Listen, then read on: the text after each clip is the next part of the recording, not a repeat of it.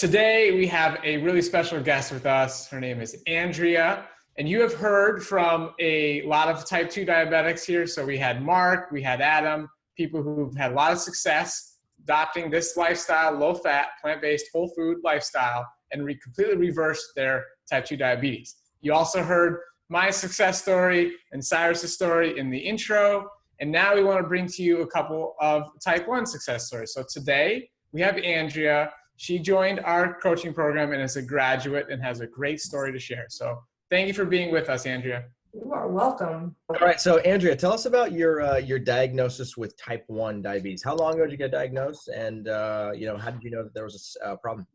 Okay, so I was 10 years old. It was like the day after my 10th birthday. So 14 years ago. For like, I don't know, it was like 2 weeks. I started drinking a lot of water. Bottles, like the big bottles of water. And at 10 years old, I could drink like 8 of those in an hour. And I was craving like carbohydrates, but like breads and whatnot. And as much as I was eating and consuming, I was losing weight. And it wasn't, back then, I mean, it wasn't like a vegan diet. It was like bread, it was pasta, any kind of carbs. I was just craving them, and I was still losing weight. My hair was falling out. And I also started, because I was drinking so much water and I was so young, I would wet the bed at night at 10 years old. And I wasn't even a bedwetter when I was younger. So my mom and dad actually thought it might have been some kind of bladder infection or a kidney infection, because they didn't understand why at 10 years old I was wetting the bed. So my dad actually took me to the pediatrician. I think it was the day after my 10th birthday, December 3rd. The doctor looked at me. It was like she knew instantly. I had dropped, I think it was from the last visit, it was like 20 pounds. I looked like an anorexic child. I was very thin, very sunken in my face. So they immediately tested my blood glucose. I think it was like 975. She basically looked at us and said, 2 more days, your daughter would have been in a coma and going to the hospital in an ambulance. So with that, pediatrician called over to Stony Brook University Hospital. My dad took me home. We packed a bag, and not an hour later, we were going to the hospital, me, my mom, my dad. I was hysterical the whole way there because I didn't understand what was happening. 10 years old, I was little. Calmed down as we got to the hospital, had a great group of doctors, and 3 days at the hospital, and we were rocking and rolling and learning how to, move forward and what the diet should be like, and came home in 3 days, and here we are 14 years later. Okay. If I remember correctly, on our calls, you shared how your parents were actually they were quite helpful in deal with it. So why don't you talk a little bit about how your parents coached you through type 1 diagnosis? Okay, so my parents, I guess it was more my mom, was always up my butt. And I found it super duper annoying, back then. But I look back on it now and I'm sometimes I'm it's midnight and I'm low and I want to go to sleep and I wish my mom would just come in and test me in 15 minutes. But it was great because I was a softball player and I ran track as a little kid, and it was nice when, I came home and I had the problem of I would go high during the sport and then crash afterward. So my parents were 24/7, they were all right, go to sleep. They were on top of me every 15 minutes until I came up. They would wake me up if I needed to be woken up, give insulin, give juice. They were always there reminding me, do you have this? Do you have that? Do you have your needles, your Atlantis? Do you have everything you need? Super supportive. They were just great through the whole thing. Always, younger, they were keeping on top of when I needed prescriptions called in, when I needed my doctor's appointments, always coming with me. Even into my teens, my dad would come with me to my doctor's appointments because it was just nice to have another set of ears there, another set of eyes seeing what had to be done. To this day, they're still there for me, when I need them, need someone to talk to, have a question, if I need, someone to come to the doctor's appointment with me, they're always there. So they were just great. Like I said, as a child, it was annoying. As an adult, I do miss it sometimes. So they were just amazing through the whole thing. Totally 100% supportive. That's really cool to hear. So Yeah. how's this? When you were first diagnosed, chances are you didn't adopt a plant-based diet or a low-fat diet at that point. No, not How as. did you modify the way that you were eating from the time you were diagnosed to, about 13 years ago? What did you do? So the initial diet plan was, I remember this, they wanted me on 3 meals a day with 2 snacks in between. It was 3 60 carbohydrate gram meals a day with 2 15-gram snacks in between. So it was breakfast, snack, lunch, snack, dinner. The snack always was usually like those little boxes of like the cheese and crackers or the peanut butter and crackers. They wanted always a protein and a carb, complex carb, which was always considered the cracker, the bread. And then at mealtime, it was always majority protein. Then you had, complex and like a vegetable. But all of my meals always had to have protein in it, complex carb. It was very rare that I ever ate fruit, because I was told you need, the sugar, the carb together. It's not going to be good. It's going to spike you. You're going to stay high. So it was mostly a protein, high fat more than anything else from like the meat and the cheese, and because that was what the protein was. And, it was just, but that's what they told me. That's what I knew for most of my life until I started discovering that diabetics were going like vegan, fruit, all that stuff, probably around my teens. But even then it was hard because the doctors were still saying it might be a one-time case. It might, you never know what their story is. So I always just kind of shook it off. I was like, all right, well, I got to keep eating the way I'm eating. But unfortunately, with the fat and the, where the protein was coming from, I was putting on weight. And as I got older with the pump, the regulated diet became back to whatever I wanted, whenever I wanted, because I had something on my hip that I could just punch in, whatever I was eating and be done with it. So that put weight on too. So I had good control of my blood sugar probably through school. As I got older, it started going really high, really low, really high. And my A1C stayed fine with that just because of the high and the low canceling each other out. But once I, graduated into the first year, 2 years, 3 years, the diet no longer worked. And I was just trying to play catch up all the time with insulin and juice. So. Okay. So at what point then, what made you want to adopt our coaching program and try for a low fat vegan approach to managing your diabetes? Well, fast forward, 13, 14 years. I slowly, as I got older, started to develop some nerve damage, I guess you can say, in my intestines.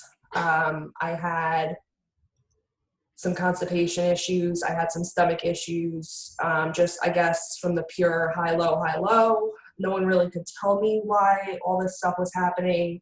How old was I? I think it was 20 or 21. I stopped going to the bathroom for like 4 months, and they ended up putting an ostomy bag on my stomach to empty out my intestines because whatever was happening, whether it was the blood sugar, whether it was the diabetes, whether it was the way I was eating. So that happened. They reversed the ostomy bag. I was fine. Went back to the, the regular protein, complex carb diet. Then my gallbladder went. So that's when I contacted Robbie because it was right around when my gallbladder was crapping out on me that I realized, there are plenty of diabetics doing this low fat diet, and most of them had the constipation issue I had. I was taking 9 Docalax at a time, whereas a colonoscopy cleanse, you need 4. And 9 Docalax wasn't even doing it. 9. It wasn't doing anything except giving me cramping and causing vomiting. So that's when I finally said, you know what, I'm done with the surgery. I'm done with the hospital stays. I'm done with the constant visit to the ER with the backup. So I contacted Robbie and I figured, you know, what do I have to lose? You know, I've been through everything else. The worst case scenario is I lose my intestine. And at that point, at 22, 23 years old, I was telling them, you know what, you got to take it out. You got to take it out, because I was done. That's how severe everything became. So why not try a diet change. It's not going to kill you. It's not going to hurt you. See what happens. So that's when I finally decided to try the diet change before anything else happened worse. I remember our first call very well. And obviously, because of these, it's unfortunate, but this is the reality. These additional things had to happen, and things stacked up to a point where you were finally motivated. Okay, you know what? I got to do this no matter what. I got to give it a try. So you joined the program. What changes did you see once you started changing your diet?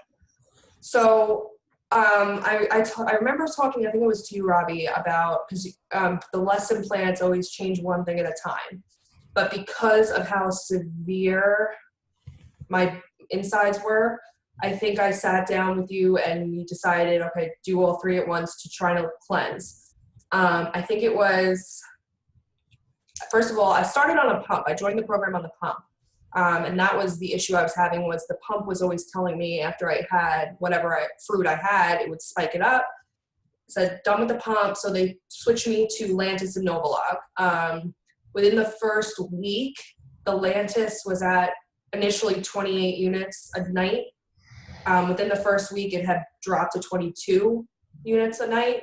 And I started going to the bathroom again, which was amazing. I mean, the things people take for granted, let me tell you.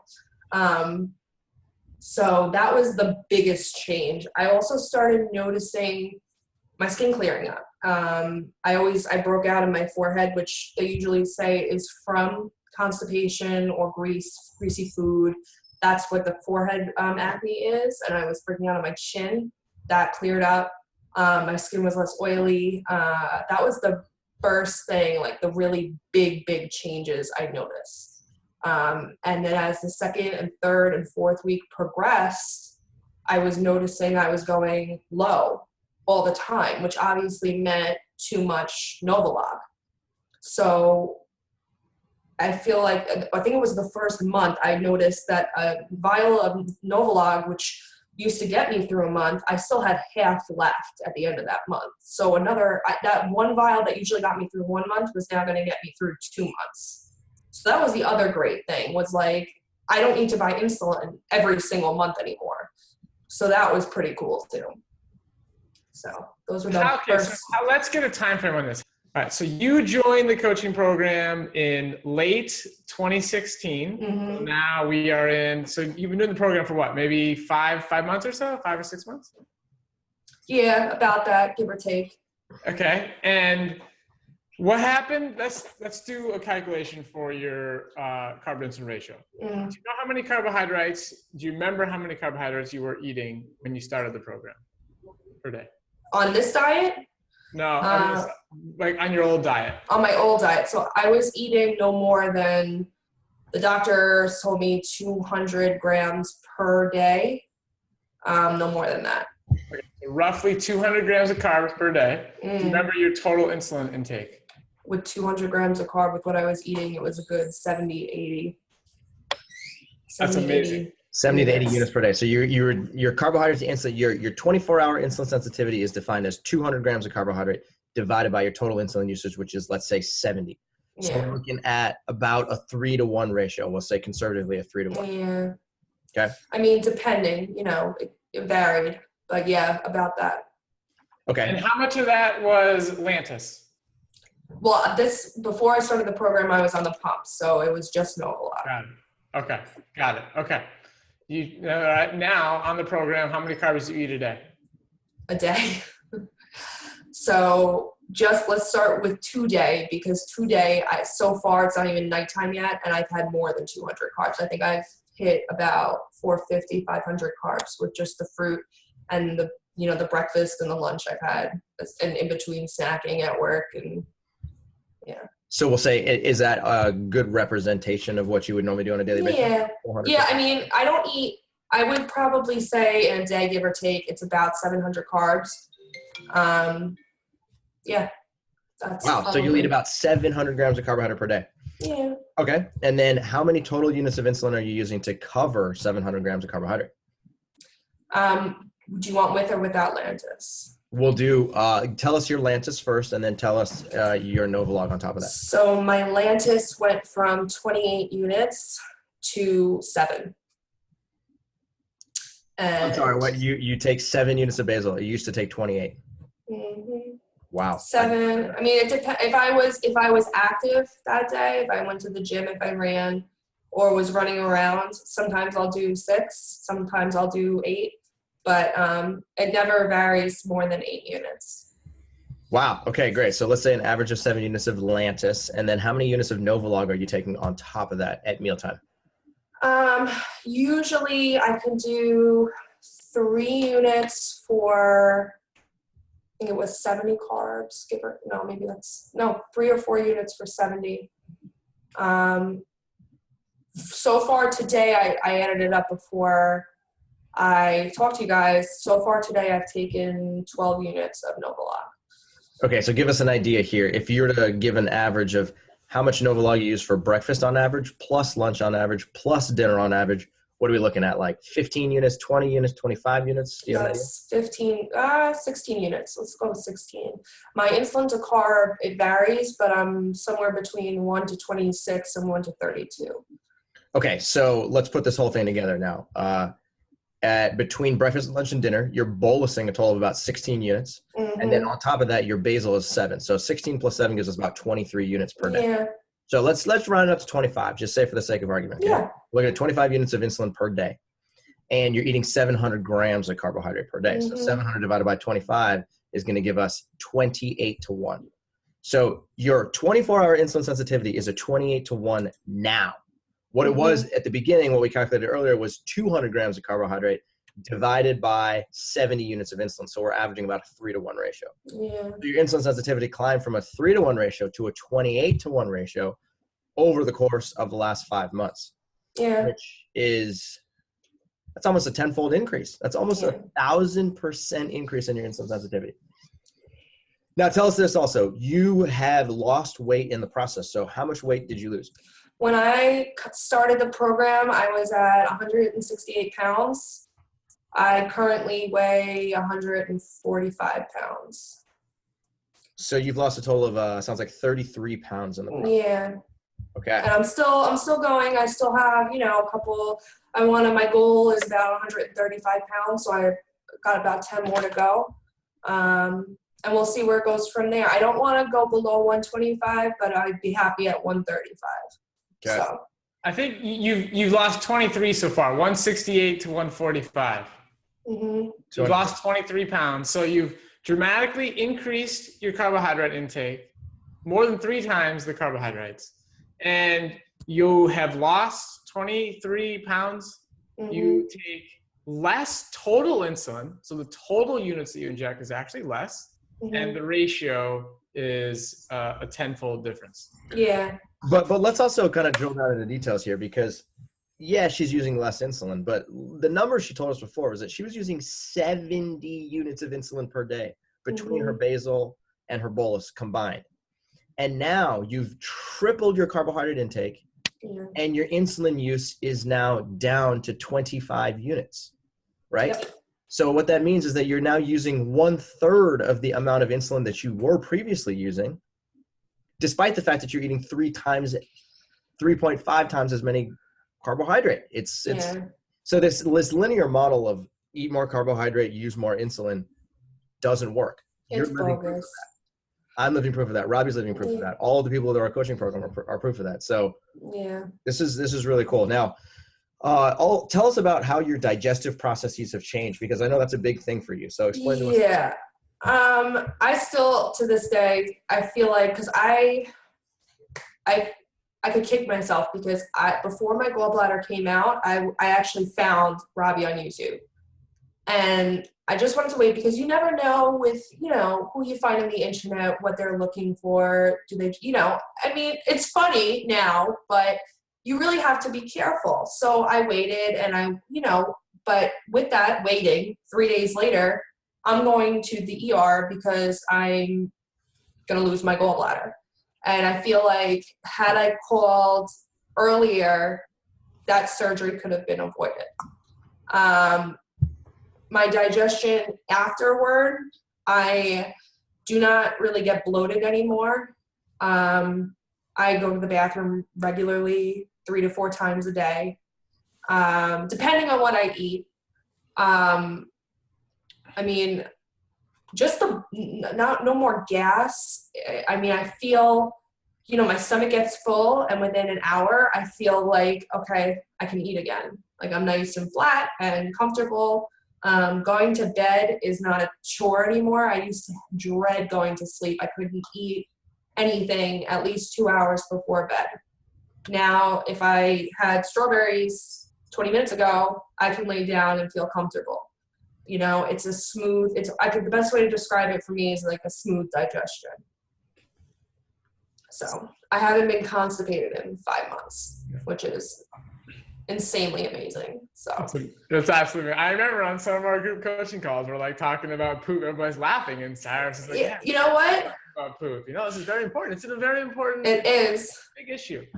So, tell us, like, what do you eat? What type of foods are you eating? What is a typical? So it depends. I found, when people say like listen to what your body wants, I always thought that was like garbage. Like, what does that even mean? Listen to what your body wants. But there are days where I'm like, I want fruit all day long.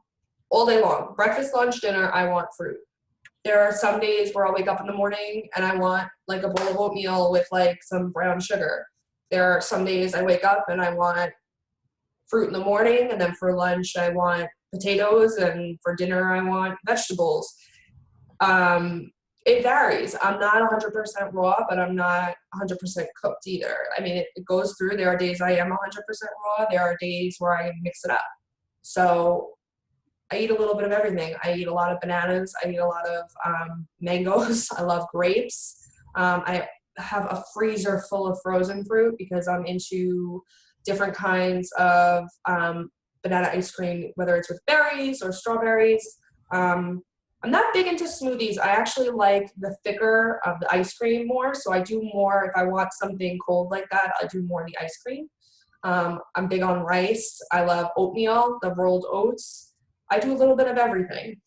Depends on what I'm in the mood for. You're one of the perfect students, and you're getting the amazing results because you're applying it properly. Yeah. You're doing exactly what all the experts have told us throughout this summit, which is everything you just listed is a focus on whole foods. Yeah. That's the biggest thing. They're low fat, plant-based, and they're whole foods. Mm-hmm. So let's talk about your blood glucose results. So before you're on a roller coaster, you're high, you're low.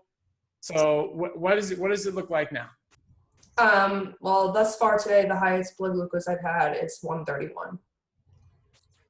And that tends to be the norm.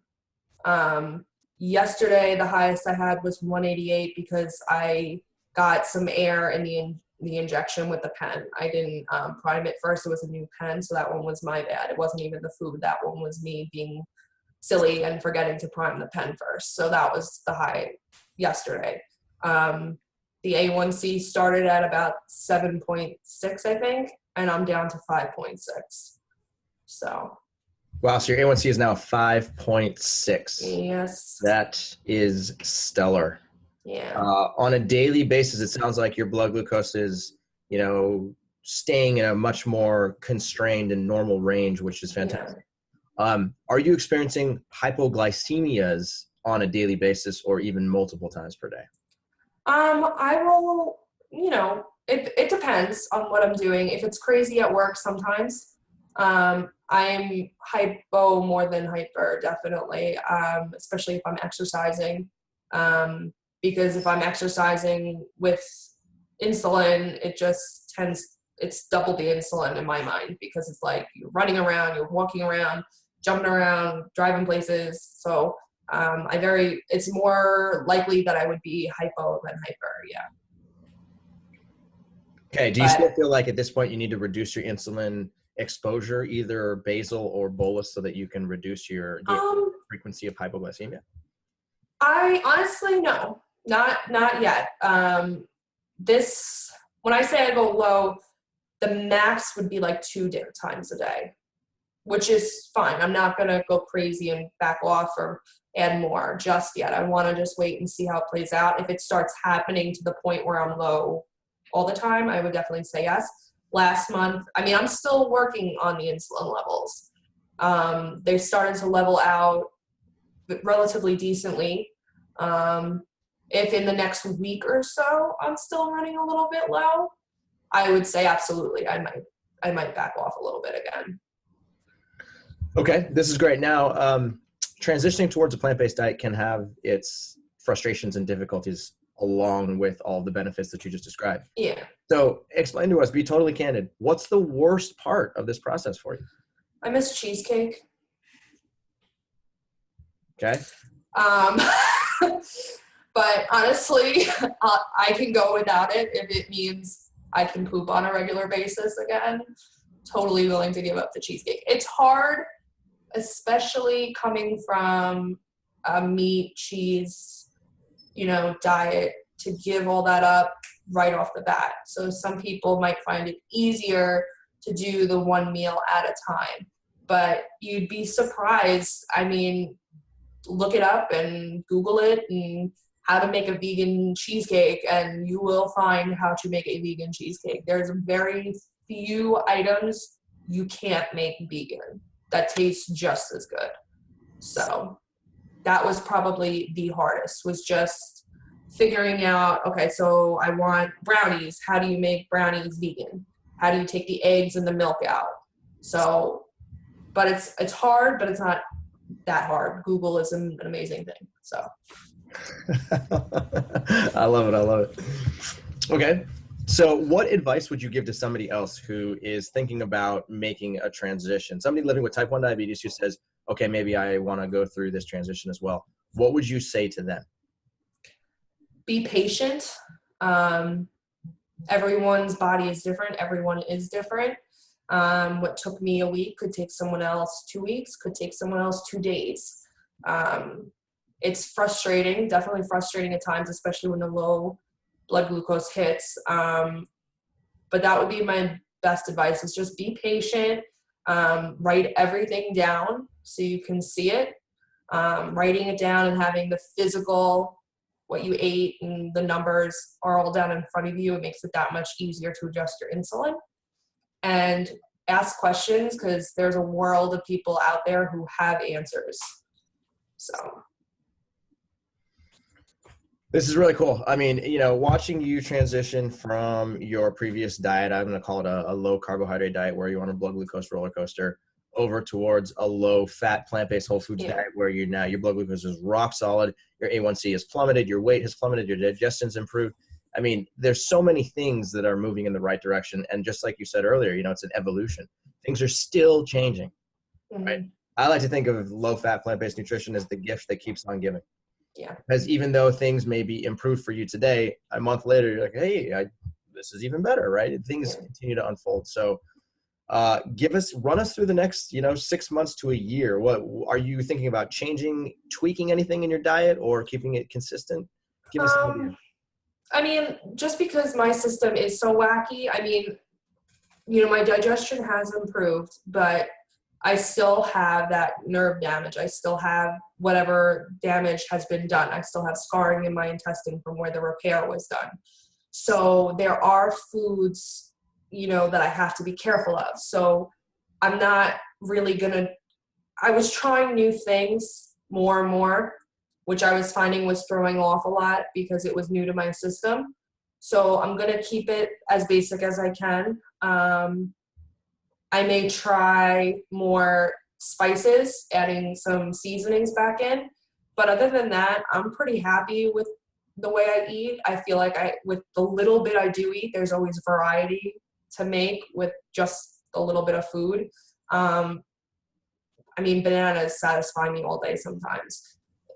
it's not like eating peanut butter and jelly every day and you get sick of it. It's different textures, it's different sweets, it's different tart. You know, you never know what the fruit is going to taste like when you bite into it. So it's always like exciting because it doesn't ever taste the same 2 days in a row. It's the weirdest thing. Like, I would have never thought that. I was like, how am I going to eat bananas for the rest of my life? But I can eat bananas happily for the rest of my life because it's just like, it's good. It's different and it makes me feel good, and you want to eat what makes you feel good. So I really don't think I would say I would change. I mean, the biggest change I would make would be maybe I would go raw for an extended period of time because that helps my system out too. But I wouldn't change any kind of food that I'm eating. I'm happy with it. It's so great to just to hear you say all this and to see you. I mean, you're glowing. Your skin has gone through a huge transformation. You're just an example of the additional benefits. So a low-fat, plant-based whole food diet isn't just going to help with diabetes numbers. It's the overall health, your overall picture, your overall quality of life. And you know, you're exercising, you're moving your body, you're able to manage your blood glucose during that. So I'm just really, really happy for you, Andrea. Thanks. Thank you, guys. These two, the best advice I can give is just trust these two guys because they know what they're talking about and they're there for you 100%. This is a great program you guys came up with, and I'm so happy that I found it. So. Well, I've had a really good time getting to know you, and honestly, I feel like, you've made a lot of improvements. When I first made this transition myself, I saw a lot of improvements. So at the 1 year marker, when I went to my guru and I told him, hey, I've seen a lot of improvements. He goes, don't talk to me until you've hit 5 years. I was like, yeah. What?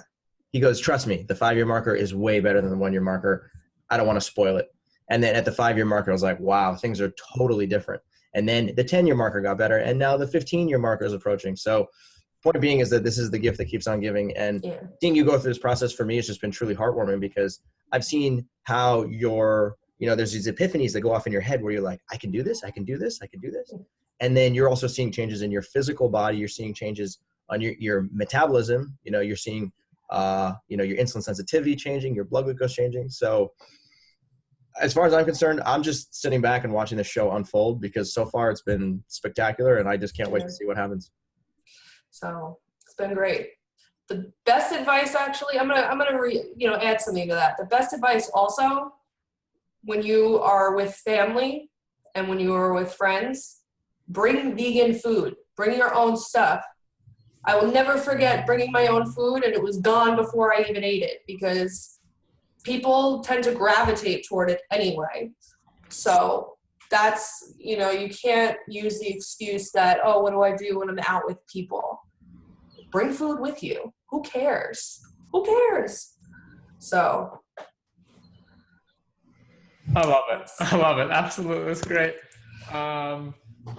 We didn't talk too much about logistics, and maybe we'll just throw it in there for a little bit here. I mean, you work, you have a job, you have a busy lifestyle, and you make this work. So in addition to bringing food to social gatherings, what other general logistical tips can you share with people?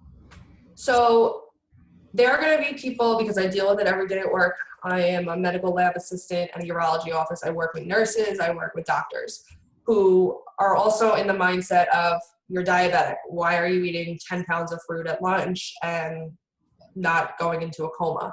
They tell me every day when I'm eating bananas, because there are days I'm running late and I grab the bundle of bananas. I eat 5 or 6 bananas at work. They're like, oh, you shouldn't do that. Where's your protein? People are gonna hate. Screw them. Screw them all. Because if it works for you, if it's not broken, do not fix it. They're going to talk. They're going to tell you what they want to say. They're going to run their mouths about, oh, you need meat, you need this, you need that. That's nice. If it works for you, it works for you. This is what works for me. So that's my biggest thing is it's on top of always worrying about, is there going to be food there for me to eat? You're going to have to deal with people saying what they're going to say. They're going to, not even just us, veganism in general. Just with this program alone, I've changed a lot of other products in my life too. My shampoo, my conditioner, my makeup, it's all kind of gone to cruelty-free stuff. because that's how I'm seeing life now. And there are going to be people out there who don't agree with that, and that's fine. Doesn't make you a bad person, but this is how I want to live. This is how I want to be. It works for me. So if it's working for you, let other people talk. Okay, fine. You do not have to attend every argument you are invited to about this. So just keep your head up. If it works, it works. And that's the best thing that you can that's probably the hardest thing I deal with on a day-to-day life. That's terrific. So. I think we can end on that note. Thank you so much for taking no problem, guys. And like I always say, as a diabetes coach, there's just nothing in the world that makes me happier than seeing people just apply it. Just do the work. Like, take care of your own body, your own health, and thrive. And that'll just make myself and stuff like the happiest people in the world. Yeah. So thank you, and keep it up. Thank you.